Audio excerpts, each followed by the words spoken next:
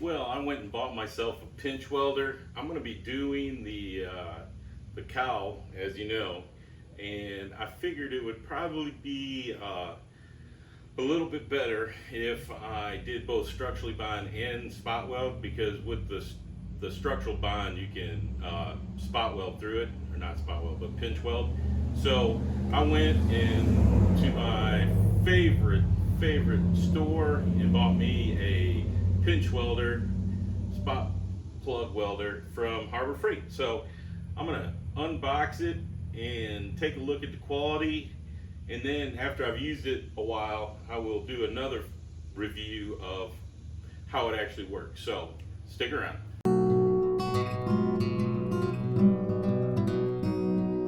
All right, as you can see, I have the old 240 volt spot welder, Chicago Electric, which means made in China, bought from my favorite store, Harbor Freight. So, as you can tell, I have not unboxed it. I was looking at the 115 volt, and unfortunately they had one, but the box was open, and it's hard enough to get everything in the box if it's not already pre-opened for you. So I decided, because I do have 240 here, to go ahead and get the 240 spot welder. I've read some reviews. People say how heavy it is, that it works for a home hobbyist, all that. So I am gonna try it out and see how it works. So anyways, let's get her open and see what we got. All right, there we go. First layer opened up. It's right next to my Jegs Cut 40. So, you know, if I was doing this full time, not just on weekends, I would probably spend a little bit more money on the tools, but because I use them so infrequently, instructions, yeah, this thing is definitely heavy. So let's, oh look, the styrofoam broke. It's packaged pretty good. I think there's some assembly required, but here it is. It says, oh, there you go. And it's got extra tips stored in. Beautiful. It has no plug in it. So I can do two things. I'm not going to test it in this video. Let me get it out the rest of the way, and then I'm going to have to determine how long of a cord I want to put on it, because if you notice, my 240 is over here and the car is over here. I guess I could extend the cord and then put a plug on it, but let's see what we got here. Okay, so the handle is here. That's good. I guess I'll have to read the instructions, but as you can tell, it looks like I'm also going to have to adjust. I don't even know what those things are called, but they do not look like they're meeting up where they're supposed to. So we have that. They have a handle, and we have a cord with no plug, which is interesting. So anyways, there you go. That's the unboxing. I am gonna have to read the instructions, it appears. First thing I want to do in this video is document how long it's been since, you know, I do these on weekends. I try to shoot as many videos as I can, and some of the stuff that came this week during the work week, I bought a extension cord from my spot welder, and I bought a prong, plug for the spot welder that came without a plug. So that's one thing. And then, because it's a 65, I don't have any torque boxes. So I purchased some torch boxes from my friends at NPD, and that's what we got here. So we got left and right I think it's 67 and up actually had torque boxes, unless you had a convertible and then they added them. So I'm gonna add them. And I also have the torque box reinforcement from CST or CTS. So those are gonna go on too. But anyways, and then the other thing I finally got is a respirator. It's been incredibly hard to get a respirator in these days and times, but as soon as I could get one, I ordered it. So all this grinding and stuff, it's just not good for your lungs. So there you go. Wiring up my old spot welder here. So I'm gonna get this done, and then I'll show you it. All right, well, I have it wired up, and now I'm gonna put the lid on, and then I'll see if it'll spot weld once I get it adjusted through 3 pieces of sheet metal, which is what I'm gonna need to do for the cowl. So here we go.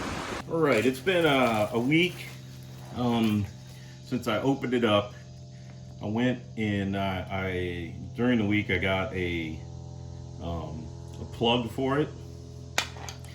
So today I put it on. I didn't film putting it on, and then I'm gonna put the electrodes on, and I'm gonna try and adjust the prongs, and then I'm gonna see how it does on 3 layers of sheet metal. So first thing I do is separate these, and it says to adjust them so that they you know, touch right at the tips. So right now I think they're pretty much off. And also said to make sure that they don't over grip the steel but don't under grip it. So I don't know what that means exactly, but I'm sure we'll figure that out. I think these are adjustable because there it's touching. Actually, it's a lot closer than I thought it would be. So anyways, it's pretty damn tight. So I'm gonna loosen this up so that evidently there's a nut on each side to adjust the tension, but they need to be square, which I think they are, which is sort of amazing. So they are adjusted correctly. I just got to get the tightness right, and then we will. All right, so I installed the plug, got some metal prep from Waste Firewall. The other thing I purchased over the week is a 25-foot extension cord for welders. I bought it on Amazon. I'll link it below, but it was the cheapest 25-foot 240, I think it's 50 amp cord I could find. So let's see how this thing works. So I am gonna first spot weld 2 pieces together, and then once I got those spot welded, then I'm gonna spot weld the 3rd piece to the 2 pieces, because that's what's gonna happen with the cowl. So let me get it set up and we'll bog it on.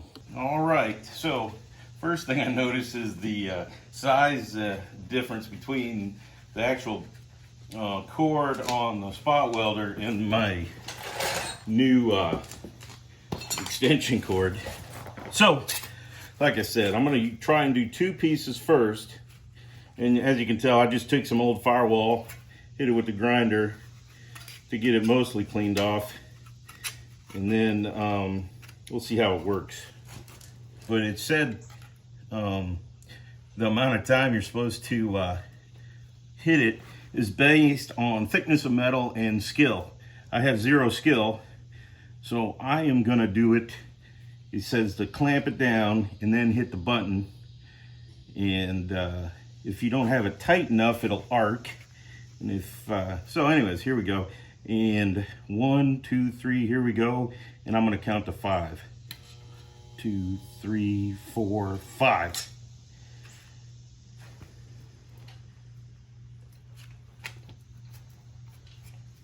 That might have been too long.